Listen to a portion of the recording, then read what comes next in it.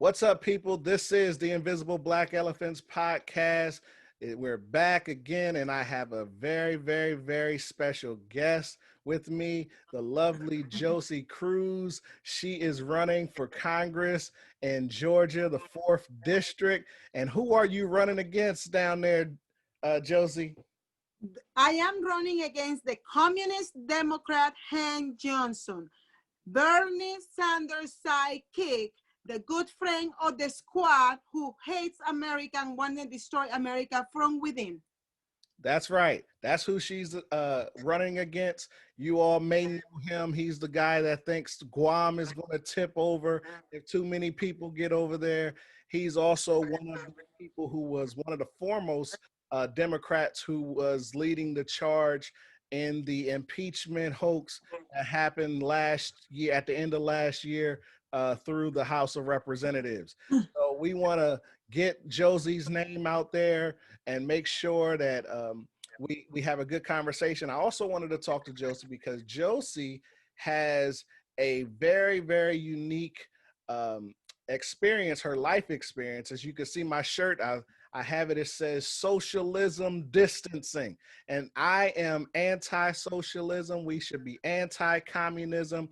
But a lot of us, being it from America, we have the idea of what socialism is, but we've never actually experienced it or seen it up close.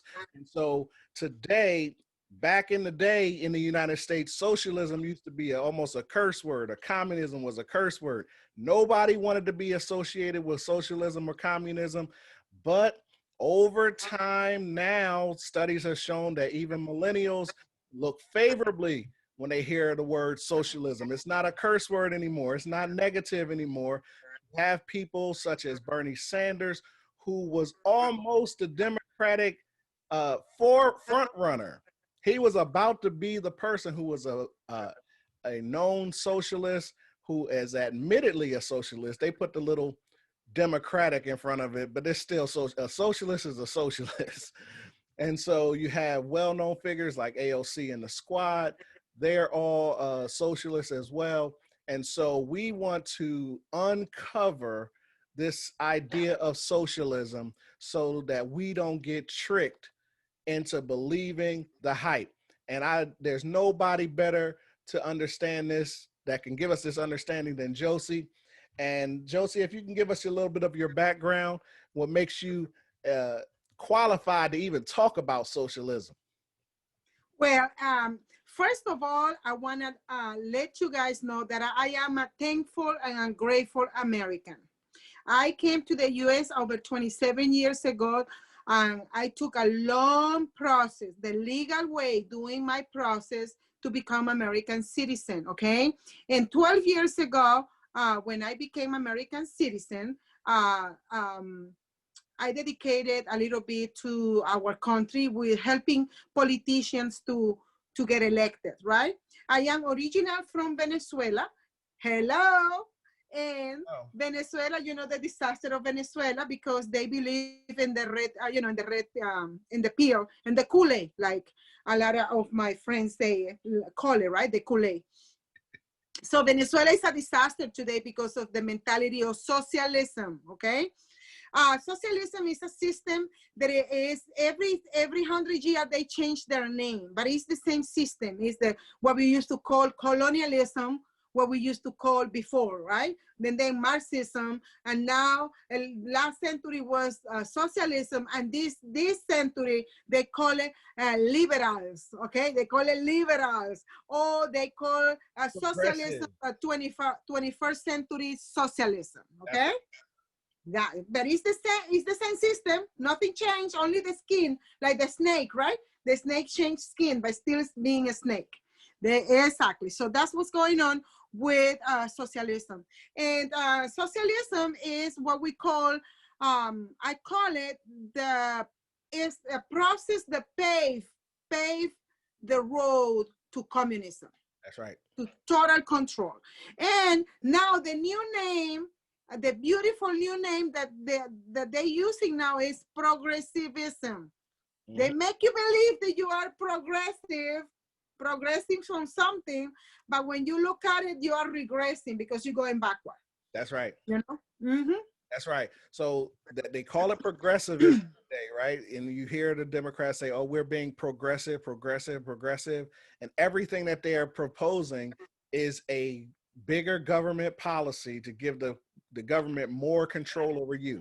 So what you're doing is you're going from individuals having control to progressing to the government having more control.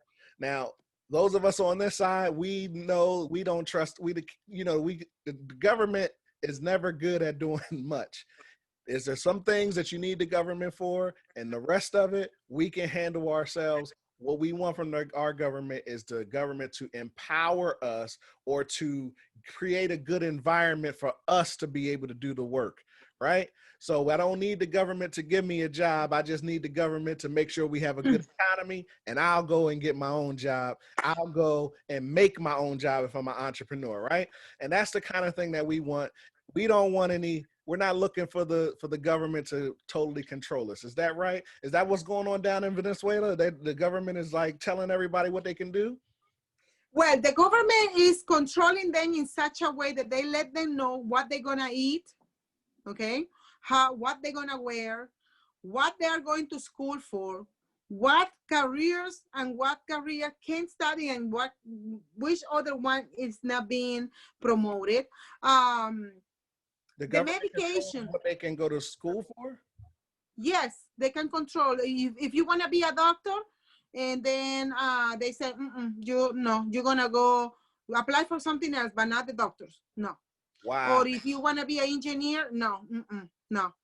So they basically have those positions for some selected people from the government high, Right. the kids, the grandchildren. Those are the ones who go for those careers. But the rest go for education or something that pays less and less status. Because we have to take into consideration that in Venezuela is about status.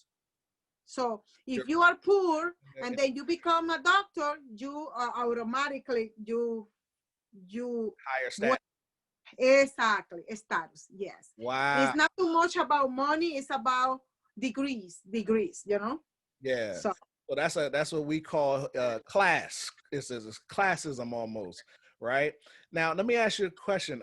In Venezuela, well, now see, this is how they talk about in this country. They talk about, oh, you have all these millionaires and billionaires and everything like that. And if you look at our society, we do have millionaires and billionaires, and we have people of all varying scales. And they want us to almost they act like they're going to level everything out, but they act like when they level everything out, all of us is going to be millionaires. They're going to level us all out, and we're all going to be broke. down, they want to level us out on the same level down, and Damn. only a selected people in the group on the top, they are the one who are rich. That's it. That's it. There So is no such a middle class here. Nothing. It's poor and rich, filthy rich right here. And those filthy rich are a few. Let's say Venezuela has like 30 million um, Venezuelans inhabitants. 30 million, only 2,000 people are in there here. Only 2,000. And the rest over here. now, see, in this country, here's the thing. Even if you're poor, one of the things we should love about this country, there is no ceiling for you. Nobody is saying you can never go higher. And even a lot of the rich people who you see today, most of them started off very low, very in Mhm. very poor conditions. But because our country does not have any ceilings, you Mhm. can achieve whatever you want in this country, and that's the beauty of being an American. Would you agree? That's right. That's the beauty of being in America. The only thing that you can find somebody telling you that you cannot do it or make it here in America are your friends. Your friends or somebody, family members, that they're always constantly putting in your mind, you cannot make it because they are racist or because this, constantly. And you have so many friends, sometimes that they don't want to see you getting ahead, that they keep you down. Absolutely. Okay, so you have to watch out not only for family members, but also for friends or classmates or workmates, you know, work people who, yeah, who work with you. So we just have to be very careful because our own enemies could be even in their own family. That's right. Now, see, what she's saying is the limitation that you have is still you. You're your limitation. Now, when you're around certain people, if those people are putting the negative in you, that creates the negative thoughts in you, and you don't strive to achieve further, right? And this is why, from a political aspect, if you notice, guys, one side is saying you can achieve whatever you want, go for it, get the American dream. The other side is saying you can't do anything because of white supremacy. You can't do anything because of the races. You can't do anything because the 1% is out there holding you back. One side is doing that. If you continue to listen to this side, you're going to be stuck right where they want you, and it makes good for them, because when they put you down, then you need them to help lift you up, and that's where they come with all their government programs. So let me ask you a question. You said you've been here for about 12 years. No, I've been in the United States for 27 years. 27 years. Yeah, but 12 years ago, I became American citizen because it's a long process. It's a very long process because it's not only about getting the permanent residency and then the citizenship, but when you are in that process, you need to learn the language. You need to learn about American way of doing and living. I needed to learn about history to answer those questions when they asked me in the interview to see if I was going to be considered as an American citizen, you know. So I have to read a lot of history. Actually, today I was in one debate today, and people couldn't even handle me because I know more about America than they themselves know. So I told them, you need to do your more research about that, because you cannot be saying that the slave in America they were free and nobody pays them nothing, which is a big lie, because my understanding is when the free of the slave, a lot of them got paid by lands and some animals to, you know, to work the land. So if a lot of them decided after that to sell the land and move north, that's something different, but they got paid. So I told that guy who was doing the meeting, I said, you need to do more research because I know more about the history of the United States than you. You know? They don't teach, they teach when you guys coming in, they have to give you guys like real history and civics, what they call civics. Our programs in our public schools are going way down as far as the true understanding of the history of our country, and also how our country works, you know, even how government works. So many people don't know we have the 3 branches of government. So many people don't know about the Constitution, have never read the Constitution to understand what some of these things are. Like this whole big fight over the Supreme Court justice that we're having that's coming in is because most people don't even know what the courts are supposed to be able to do.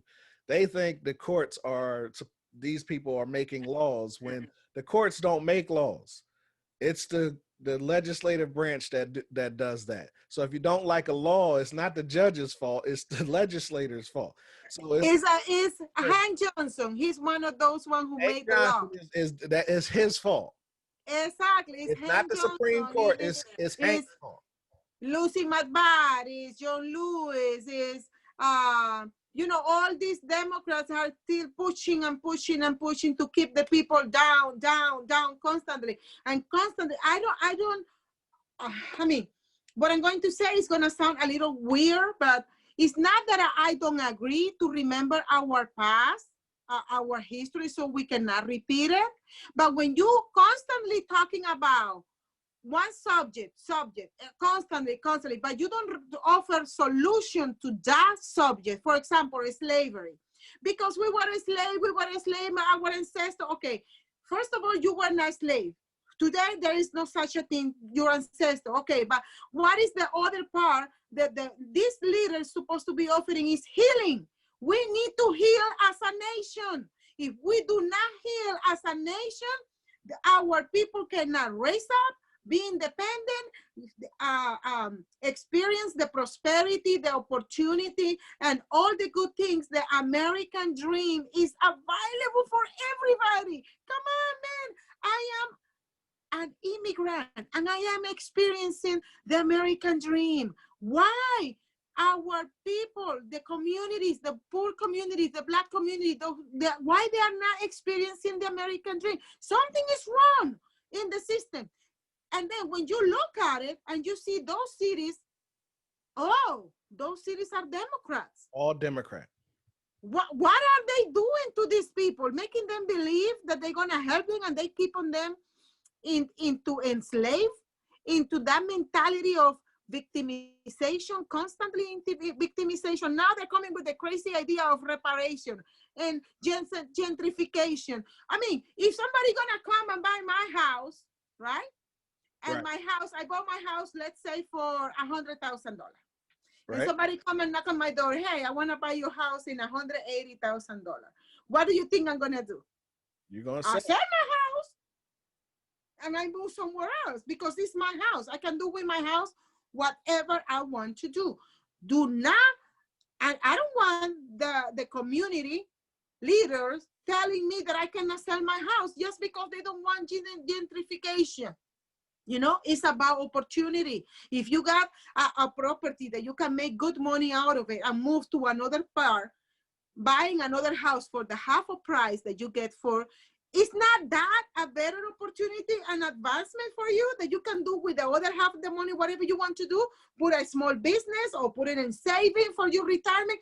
I mean, it's so much thing, but they are so focusing, having people into this dependency and angry and fighting, and you know, like there is so many things that we can do, and they're distracted.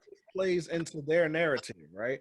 All of this makes it good for them because it makes them have a piece of society that needs them. And a lot of the stuff that they're putting through, it's like you are taking rights from, like you said, from actual individual citizens. I have the right to sell my house if I want to, right? I have the right to put it up if I want to. I have a right to, even if I sold it for what I bought it for, I have the right to do that as well. Like nobody should tell me when I can sell my house, how I need to sell my house, all of that. Now, instead of telling people what to do, why don't you educate the people, your constituents, on buying a home, selling a home, and things like that, instead of forcing their hand. All of that stuff is ridiculous. Now, let me ask you a question, because some people are going to say, listen, hold on, Josie, you're an immigrant, and you know them Republicans do not like immigrants, and so how in the world can you be a Republican? What would you say? Who says the Republicans don't like immigrants? I seen it all over MSNBC and CNN. They always say Trump is anti-immigrant. That's what they say all the time. Let me tell you something. Republican hates illegal aliens. That's what we hate. Illegal aliens. Those who come here without permission. It's like I'm going to your house, Jason, I'm going to your house and I open the door and I came into your house without you giving me permission to come. And then I start opening your refrigerator. I start eating your food without your permission. How would you would feel? That's right. I would feel upset about that. Okay. So the Republican Party, we welcome every legal immigrant. We do welcome, but you have to do it in the right way, like I did it. Why? Because when you do it in the right way, you learn, like I learned how to love America. I learned the language. I learned the culture. I learned how to have a relationship, a communication with the Black community, with the white community, with the Haitian community, with the Latino community, because this is what America is. America is like that. So you need to, in that long process of what, 12 years, what took me 12 years, 11, 12 years, it took me that long process. And during that process, I was adjusting myself. And then I didn't bring Venezuela over here. You follow what I mean? Yeah. I didn't bring Venezuela over here. I left Venezuela over there and I adapt myself. I assimilated myself. And now I do have a heavy accent because you need to understand, when I came here, I learned my English when I was 27 years old. Okay? So, yeah, you know, I had the accent. It's impossible for me to take my accent out. It's difficult. But you give a child, you put them to speak 3 languages, they can speak the 3 languages in 3 different accents, and you cannot even know. You follow what I mean? Right. So that's the only thing that is different about me and the regular American is my accent. That's all. And I don't care. I don't even care about my accent. And see, this is a good thing. You see, pointing out the differences between the illegal immigration versus legal immigration. The media never makes that distinction. They make everything in immigration, not understanding, and they're tricking the average people to understand that there's 2 separate things going on here. Legal immigration is exactly fine because you're actually getting people who come in here, but they're making more Americans. When you're illegal immigrant, what you're doing is you're just having Venezuelans, for example, living in America, but they still have the mentality of Venezuela. They still have the mentality of Mexico. They still have the mentality of Russia. They still have the mentality of Spain. Wherever you come from, it doesn't matter. If you're here illegally, you are not assimilating into how the United States does things. And so let me ask you a question, though, because immigration is one of the things that you're that's an issue that you're running on, that you're going to be, you know, if you get into the Congress, there's things that you're going to be voting on. Do you think, because you said it was like 10 or 11 years for you to become a citizen. Do you think that process could be adjusted so that it doesn't take as long to become a legal citizen, or do you think that's good enough? I think it's short enough. I mean, it's too short, because a lot of people, they are not getting assimilating. They are not assimilating to America. We're supposed to empower America and make America great again, including us, the legal immigrant, not the illegal aliens. I call them illegal aliens because they are not immigrants. Immigrants are somebody who come with permission, okay? Alien is somebody from another place who came here and invade, like an invasion, something like that. It's different. So that's why I call them illegal alien. And a lot of people, a lot of my people, a lot of Latinos and Hispanics, they get upset, but that's what it is. Venezuela controlled the immigration.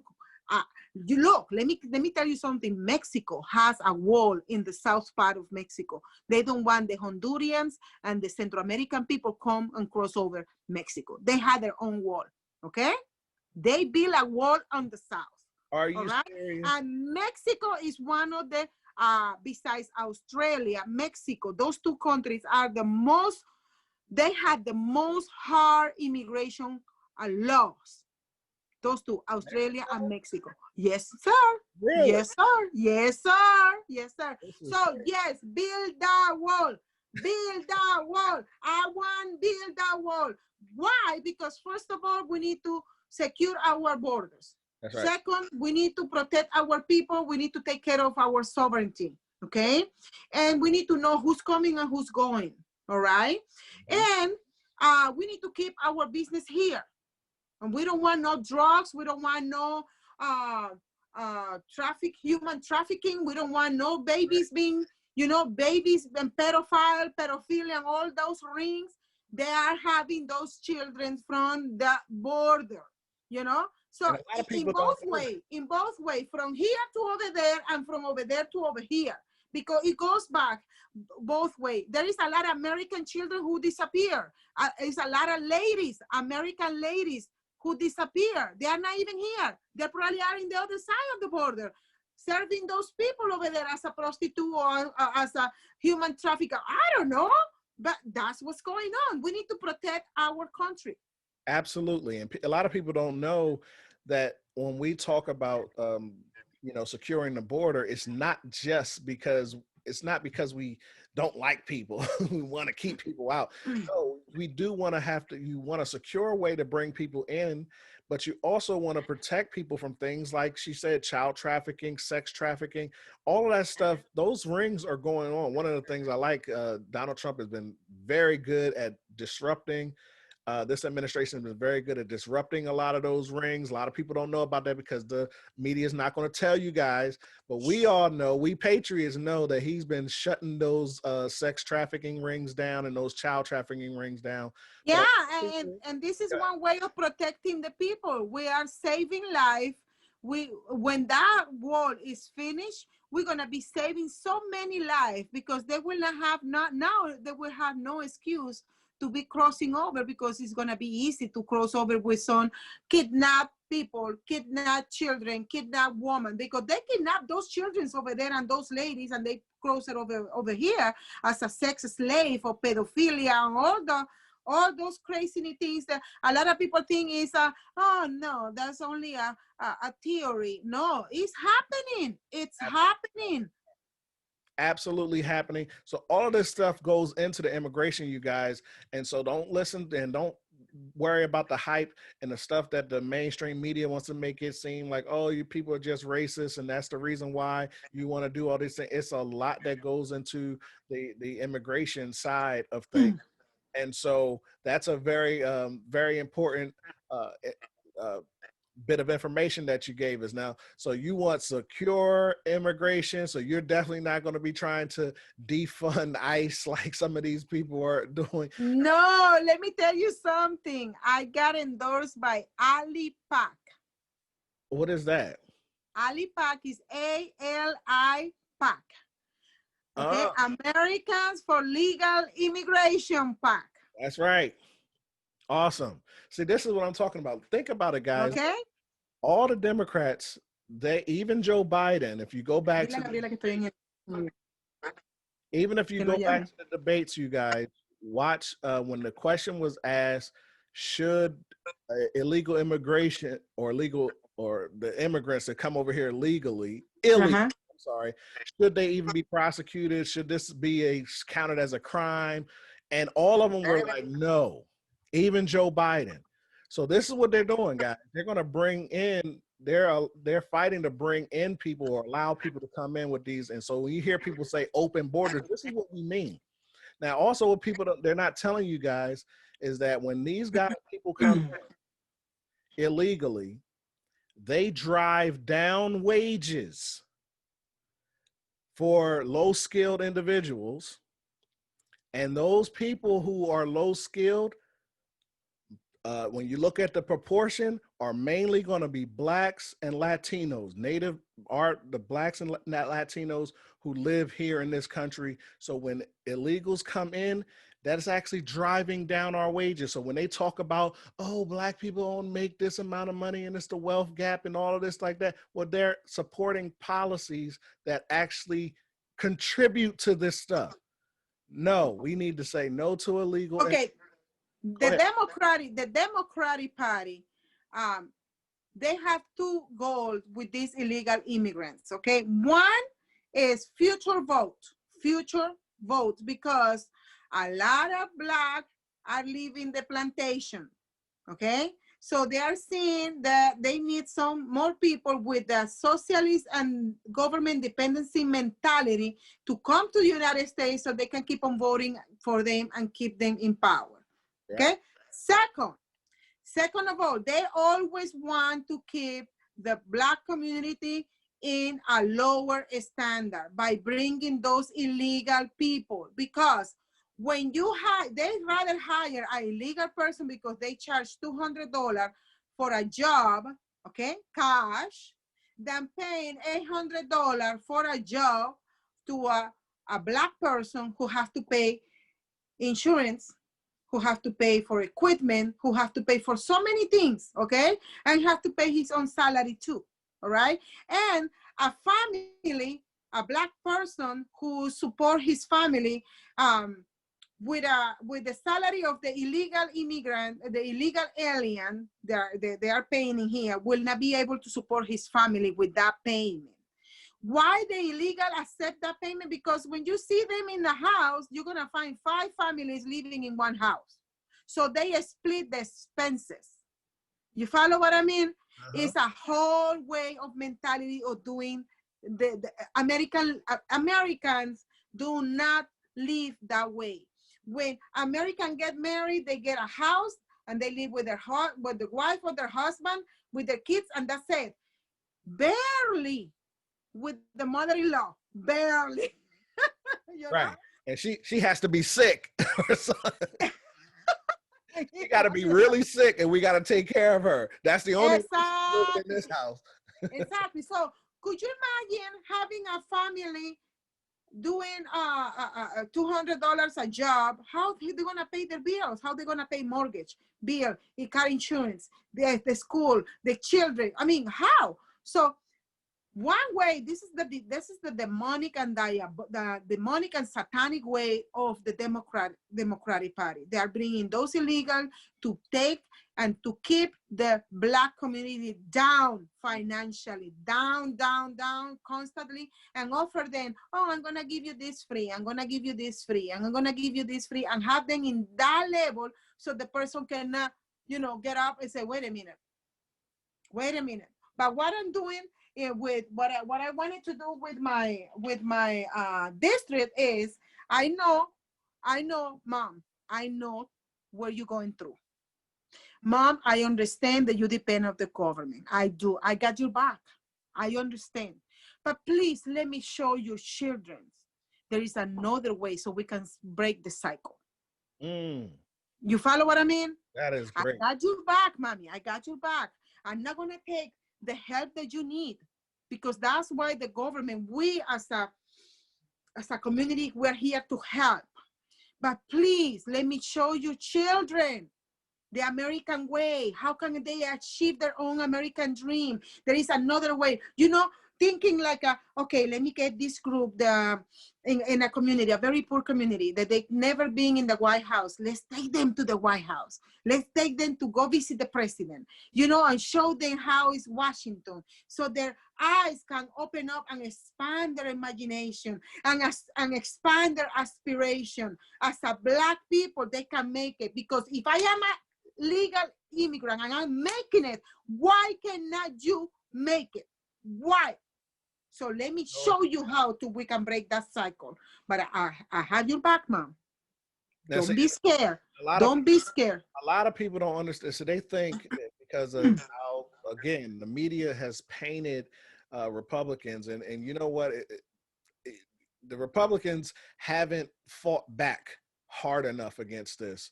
But people think that Republicans, because we don't really like to be in bondage to government help, as they say, as they call it, that we're against all types of welfare or all types of government assistance, because we do understand that some people fall on hard times.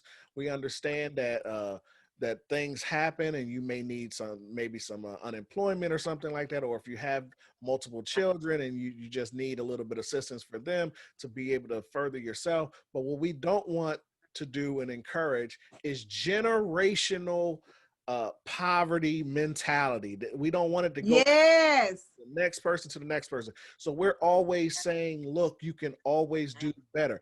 Think about this. And I want all the people who think that Republicans are against the welfare situation. When this COVID-19 thing hit, who was the first people to come up with a plan to make sure that that the American people got a check? It was Republicans that was signing all that stuff too. So it wasn't just Democrats. So it was Republicans, because we understand this is a tough time for people and we need people to get help. But at the end of the day, we want you guys to be empowered to be able to make that decision. Now, let me ask you, I got a question for you, because this is kind of interesting. You're a Republican.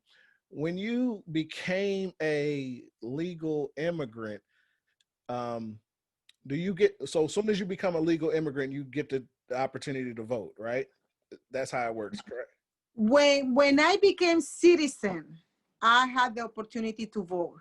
When I became resident, no. I have to sit my mouth, be quiet for a long time. I But once was you became quiet. a citizen, so once you got your papers and they swore you in and you pledged to the flag, all Yes, that. when I did this and I put my hand, right? I put my hand like this and I did this. I one part of the swearing says that I will defend America from enemies within and outside, including domestic and foreign enemies, including the country where I came from. Wow. So when you became able to vote, did you get into politics immediately, or were you learning about politics the time you, as you know, as you were a resident here and you started getting into it? When did you actually get into politics? A few years later, after I become citizen, because I was more aware of, for example, Bush. Why did we went to a war? Why? What was the main reason? Things like that. They start tickling me like something is not right with this picture. Did you be, were you a Republican initially, or did you, you always were a Republican? Yes, yes, sir. Even in my country, I was with the conservative mentality. Like I was against abortion. I was against all these what the Democrats is promoting basically. I was against poverty. I was against control. I was against all that stuff. And when I got here and I compare the principle of the Democratic and the principle of the Republican, I say this one is the one. Wow. Okay, that's awesome.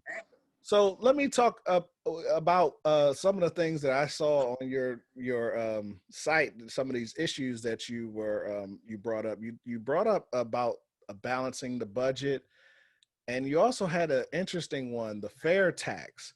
So you're for a tax kind of reform. So talk about that a little bit, because a lot of people don't talk about this enough anymore like we used to. Well, I would like for the government to start collecting taxes from what you spend instead of what you're making. Okay, for what you spend. If you spend money in this, okay, they can collect taxes. But what we have today is the opposite. Is how much you make, and you haven't spend that yet. And then when you spend, you pay taxes again. Right. They get you both ways, right? They get you as you're taking your income, they take it right off the top. And then when you go to buy your milk, they're hitting you right there too. So Yes, so what you're yes. saying is the best way, and I like this, I always like this as well. They call it, you know, technical term, I think it's like a consumption tax or something like that they call it, where it's at the point of your spending. So you get all your money up front, and then you pay tax on what you purchase. You buy a car, you pay tax. You put the extra tax on there. And that way, I always like that too, because you can also get taxes from people who would normally not pay taxes. The people who work for cash only, you can get them for taxes as well. The people who are these illegals that have snuck in and they're under the radar, you can get them with taxes as well. You can get drug dealers, you can get them for taxes as well. Why is it that I am, as a legal person, I get all my money taken, but the person working under the table doing illegal stuff, he's not having to pay taxes? No, no, no, no, no. Get everybody to pay the taxes just like everybody else. I love, and I always have been pushing for that for a long time.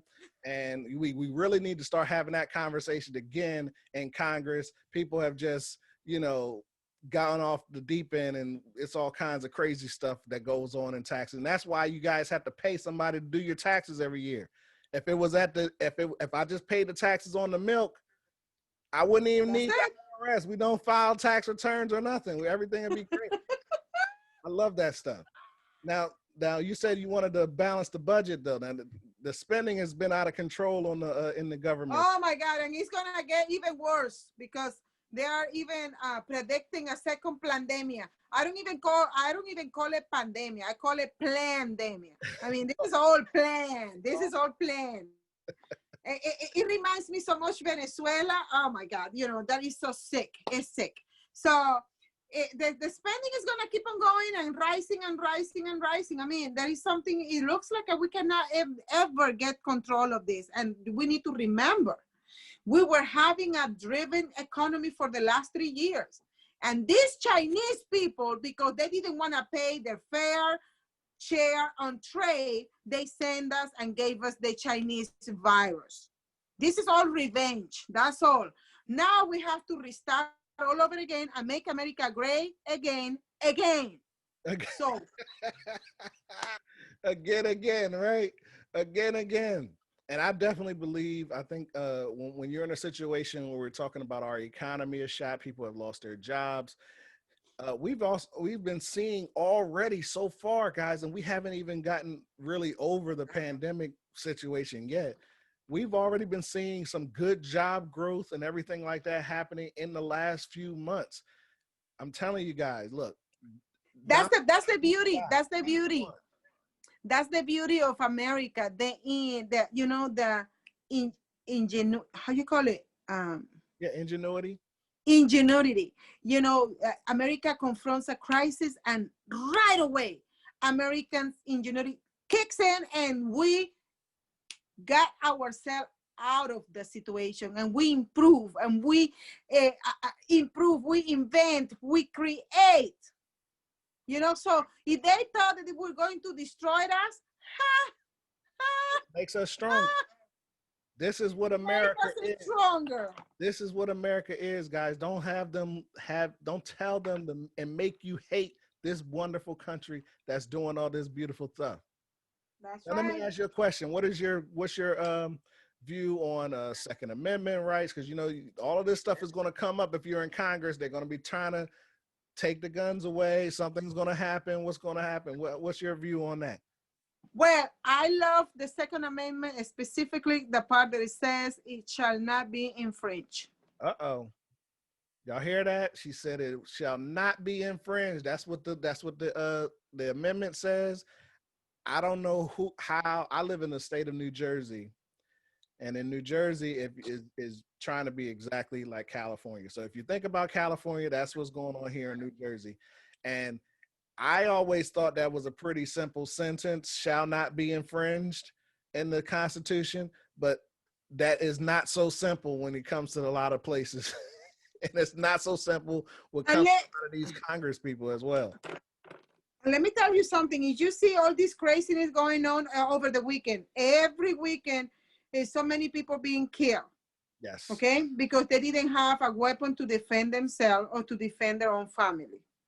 If you see it, they are Democrat cities. Always. Okay? Always Democrat city. Why? Because the policies, the procedures, and the laws that these Democrat cities implement into the Black community is for them to not defend themselves. Mm-hmm. Okay? So when I was going through the book of history and trying to learn my American history and to become an American citizen, one of the lecture was I learned that NRA help out the Black community in the South with the weapons, with guns, so they can defend themselves from the KKK. Wow. You see, nobody knew about that. But you have to do your research, you have to study, you have to read. If you really like to read, or have a nice, intelligent conversation with somebody who knows history. You can learn like that too. But nobody knew that.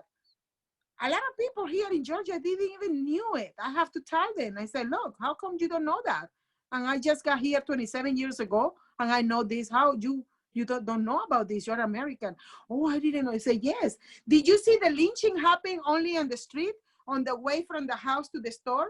Not inside the house of the Black people, because inside the Black people, inside the home, mom and dad, they had their weapons inside so they can defend themselves from those KKK who were going around the house, trying to intimidate them, or in the street going up and down. You follow what I mean?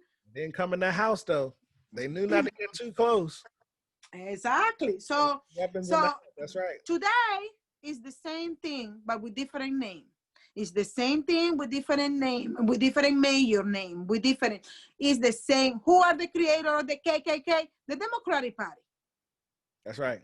They are the one who intimidate and the black community, and they're doing the same thing today with laws and procedures and policies. Not letting the black community to defend themselves. Come on, do some kind of program, like send them to training. Like train them and educate the children since they are little. This is for defense, and but it's a whole mentality that you need to change, and it has to be done by training.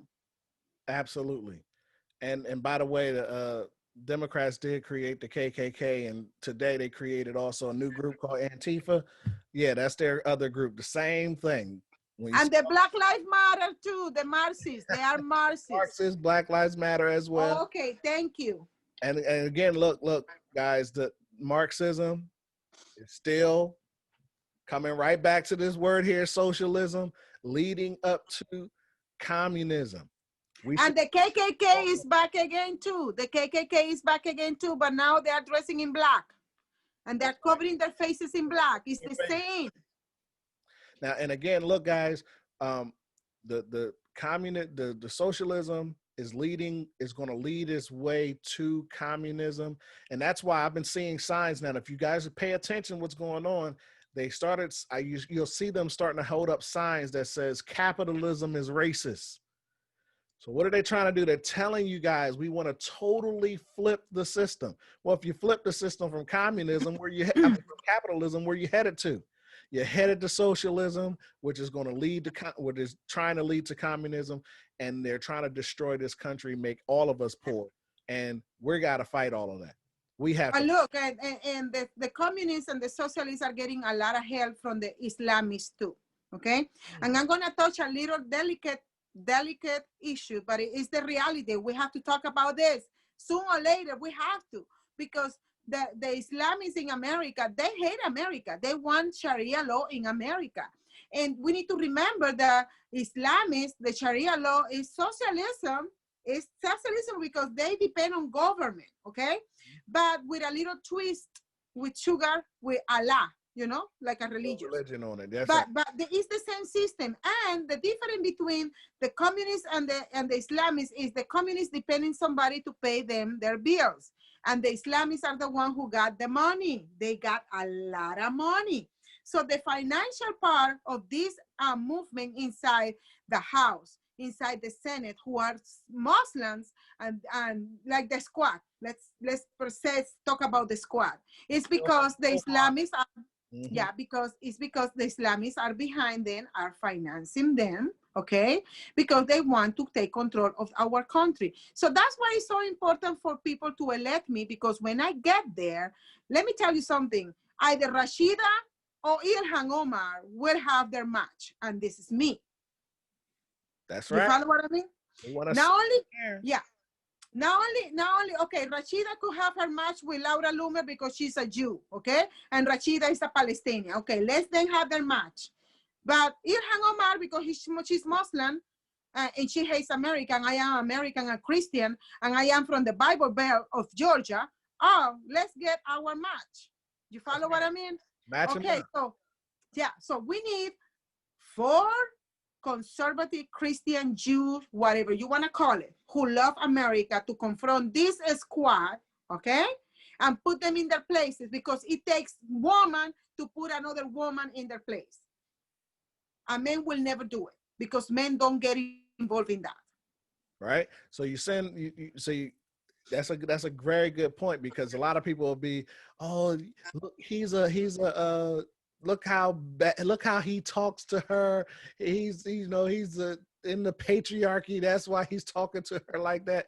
Yeah, but when you have a strong conservative woman and put these liberal women in check, that's what we need, guys. We need this. We have to balance this thing out. The House is totally run by a bunch of liberal socialists who are pushing their way. they're taking over even the Democrats. There were some Democrats that used to be in the middle, and now they're being threatened by the quote unquote progressives. Remember what we said? That's just a cute word for communists. They're getting pushed around by them, saying, if you don't do what we want, we're going to come against you on the next election. Even Joe Biden, when he beat Bernie Sanders, he had to meet with Bernie Sanders and have to come together in their back room and make some adjustments to all his plans because he needed to get Bernie's voters to be on board. So what happened? So Joe had to be a little add a little more socialism to his own plan because socialist is running the party. The socialists, the communists, the anarchists, the Antifa, the political Islam, all of them are running the Democratic Party. The Democratic Party is being hijacked. The Democratic Party is not the Democratic Party that we used to know before. It's communist. Okay, so we need to get that, and we need to understand what we are going through so we can fight it back. If we don't have a good diagnosis on our on our sickness, if you don't have a diagnosis, how the doctor is gonna cure you, what kind of medication you're gonna apply if you don't have a diagnosis. So the diagnosis is this party is being hijacked, is the all enemies of America, and we need to take back our country. How are we gonna take back our country? By electing people who are conservative. Electing people, not even Republican. I'm not even talking about Republican anymore.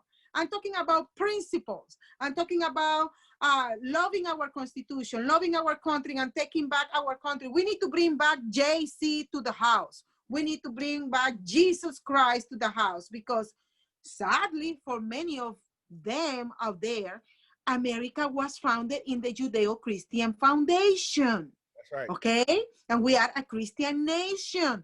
Don't believe the Kool-Aid that Obama says that America is not a Christian country any longer.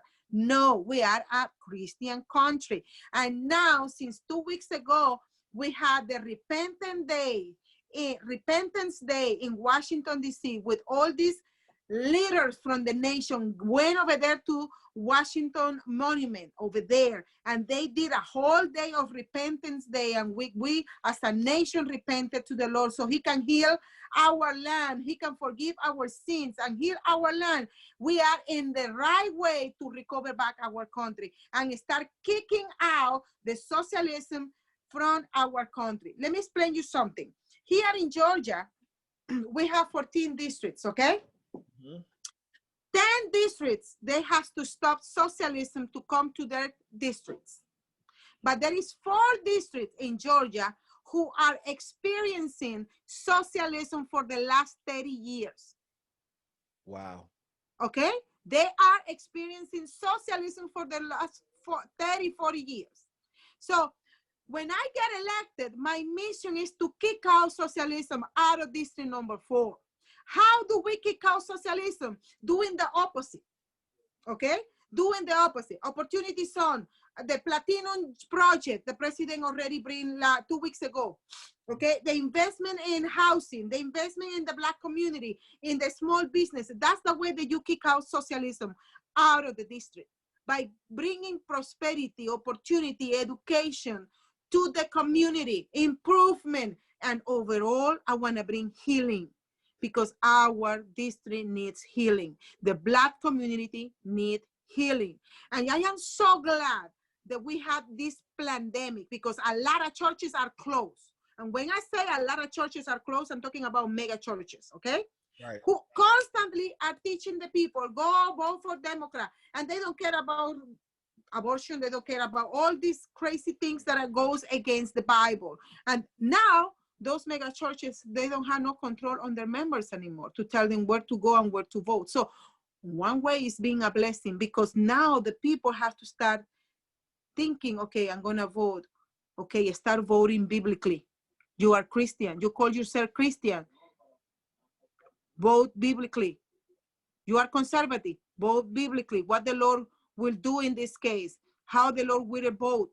does he want you to vote to rescue and take back our country? So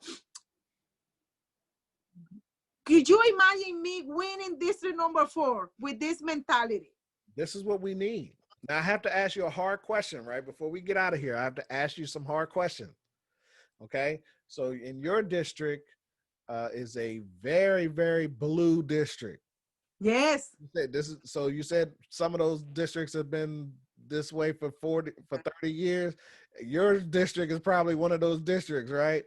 Oh, yes. It's been like that for forever. So what have you been doing as far as to get your name out there? Um, have you been, knocking on doors? Have you been posting up your signs? So what kind of work are you doing to get your name and the visibility that's necessary out there? Well, I've been working in my campaign, regardless that I register and I qualify in March. I've been working my campaign for 14 months.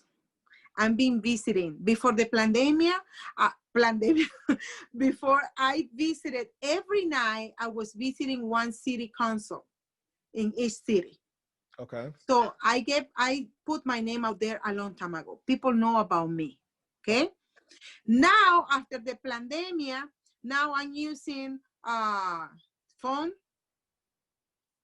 We cannot be knocking on doors because whatever Keisha Buttons in Atlanta do, the rest of the district, they imitate.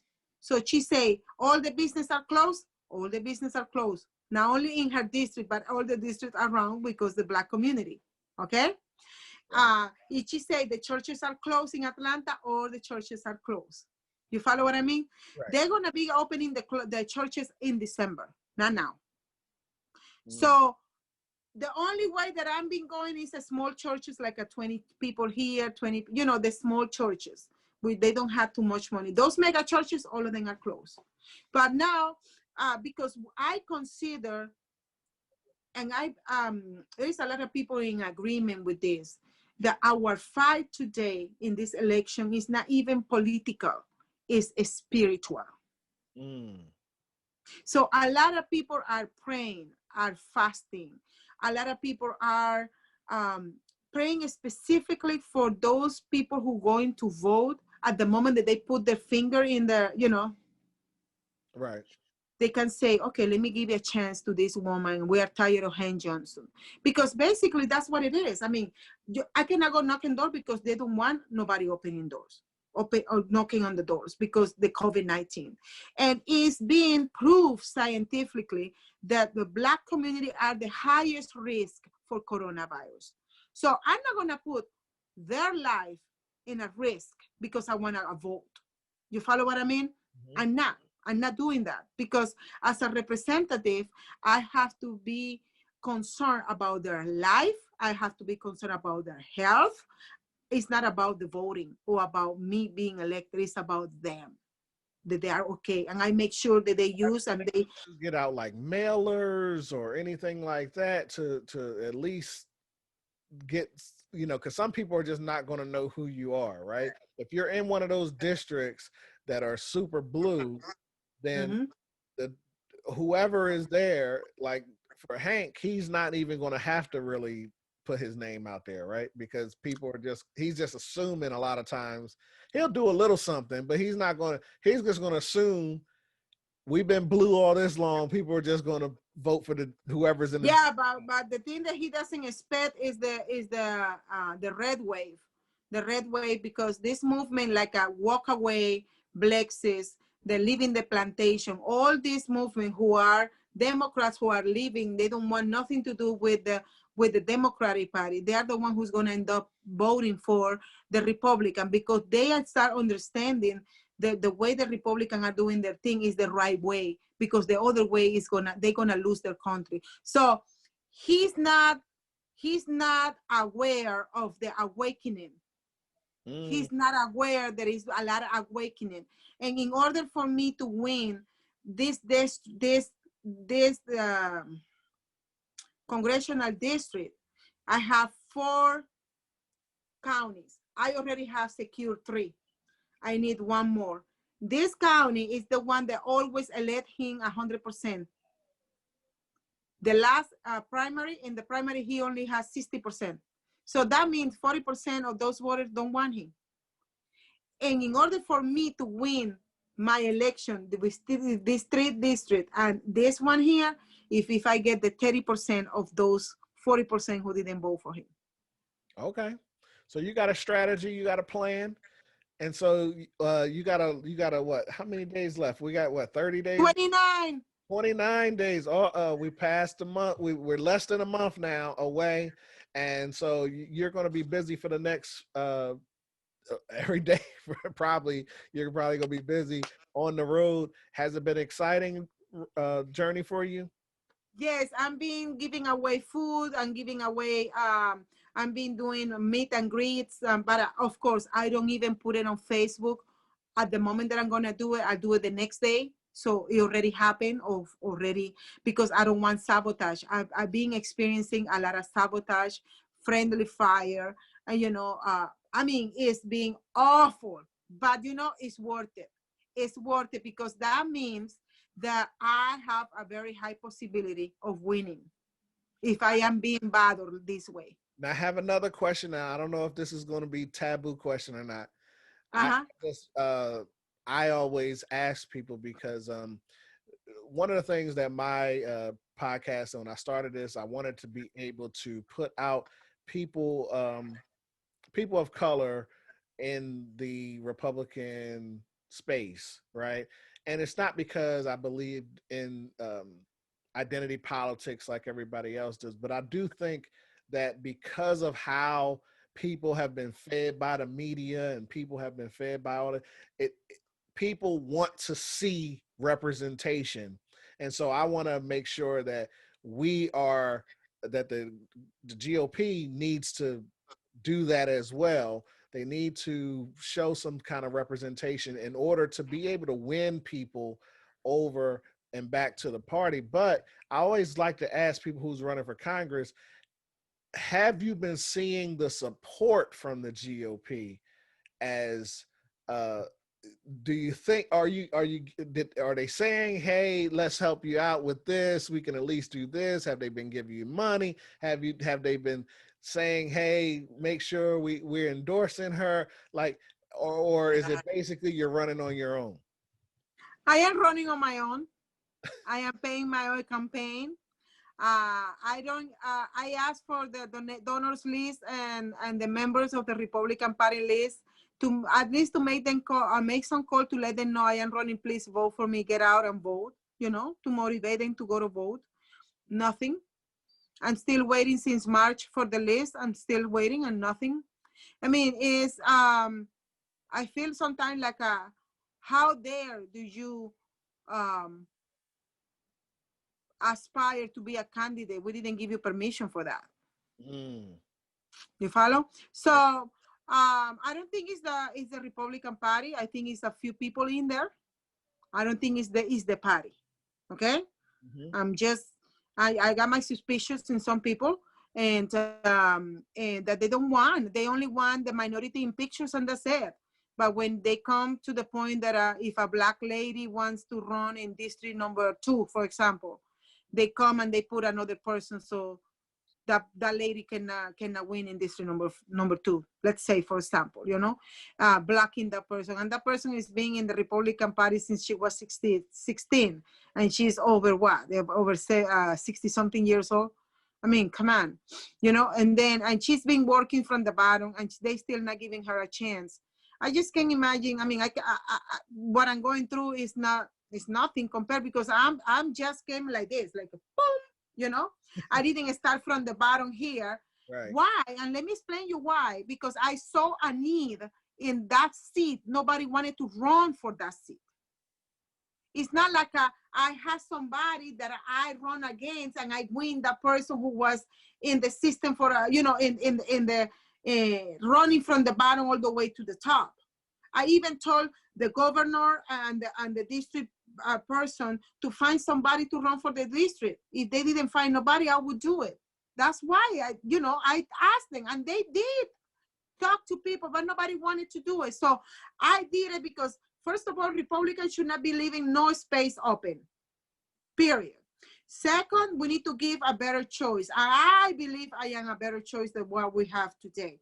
Where I live, in the district that I live, we don't have this kind of problem that district number 4 has. You know?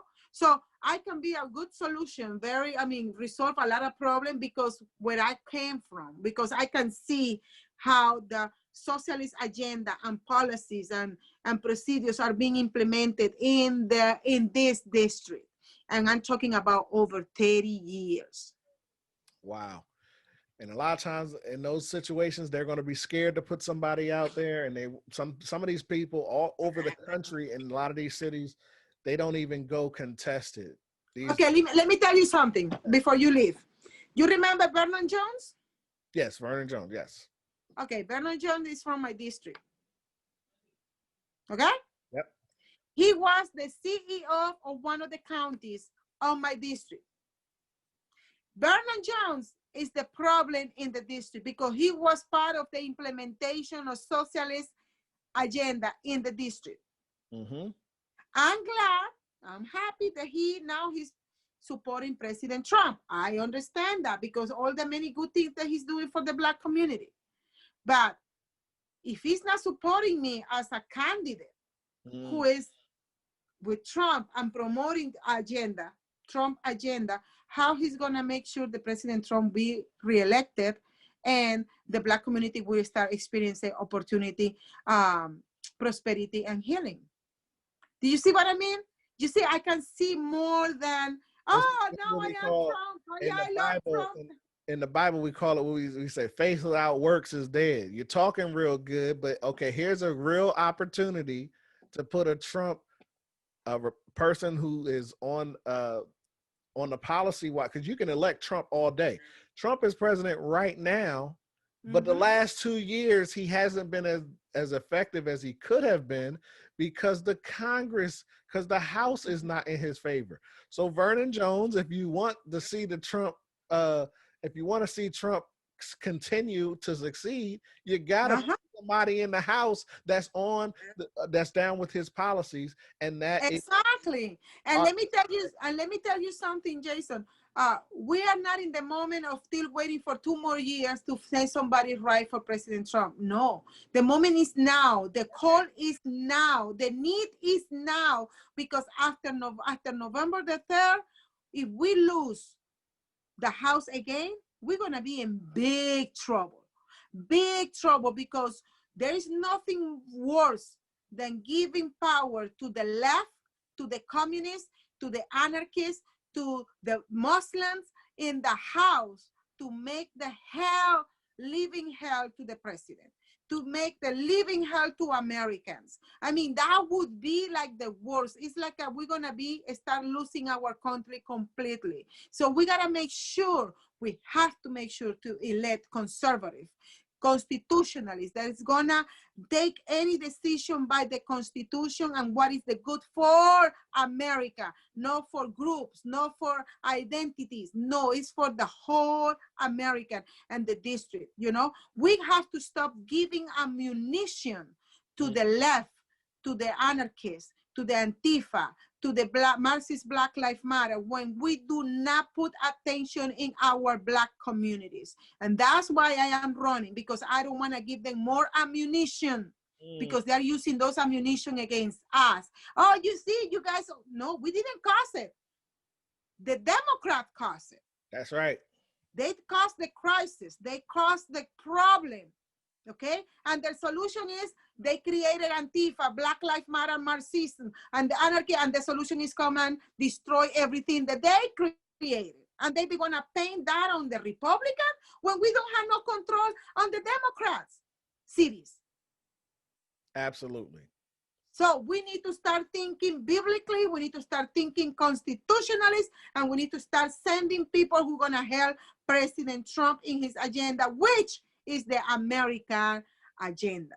That's right. That's right. America first. You guys heard it here. This is Johsie Cruz. You can visit her website, josiecruz2020.com. I'm going to put a link in the description. They should be able to donate at your website, correct? Yes, please. There is a donation button in there. They have it. She has donation button there. You guys can get there. She's going to need all the help that she can get to Yes. turn this blue district red. So please support her. Everybody that's down there in district number 4. What cities is what major uh cities are down there? Yeah. Okay. The south part of Gwinnett, which is Lawrenceville, Loganville, Littleburn, and Snellville, and then DeKalb, all the Stone Mountain area, Latonia, Stonecrest, all Flat Shoals, all those cities, and then going next to the Hollywood in Georgia, which is Conyers and Covington.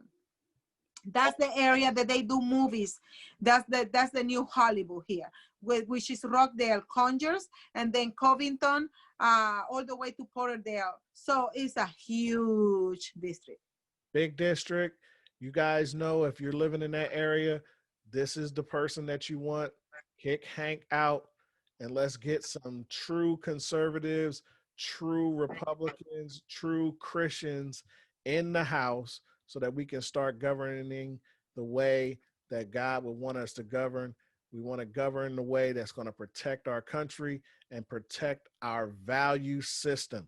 And we are going to distance ourselves from socialism. Socialism. So much, Josie, for your time. I appreciate you. Praying for you. I'll be making a donation to your campaign just so you can to help you out.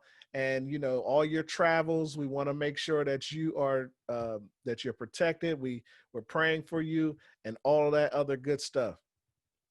Thank you so much for your time. Thank you. Thank you. See you next time, okay? I promise you an interview when I win. How about that?